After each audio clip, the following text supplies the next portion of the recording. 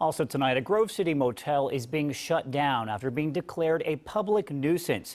Police say the Star City Inn and Suites on Broadway has been the source of hundreds of complaints and crimes, including a homicide last year. New at 5, NBC4's Ted Hart live there tonight where the facility is now fenced off. Ted? Right, Grove City officials say they now expect this facility will remain closed for at least a year. They say that this drastic action today was necessary as a matter of public safety. Without warning, dozens of residents of the motel were evicted by Grove City police. Bobby Rose and her 8-year-old daughter had just checked in last night and paid for a week in advance. I gave him all my money for me and my daughter to have a week's stay because I left a bad relationship and now I have no more money, no nothing.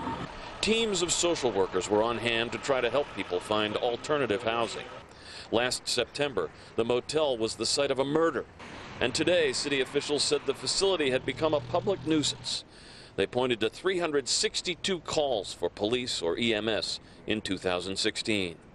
And that ranged for everything from overdose to officers administering Narcan, to sexual assaults, to physical assaults, to thefts, to robberies, and then culminating with the recent homicide.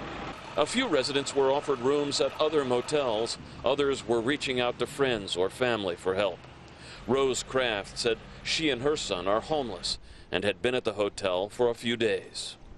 You know, I didn't see anything go on here. I mean, my niece lives down the street and she told me it wasn't very good, but when you need a place to sleep, you sleep where you find a cheap place to sleep at.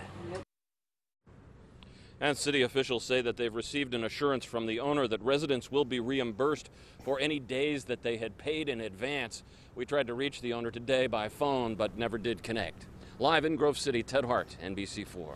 Ted, thank you.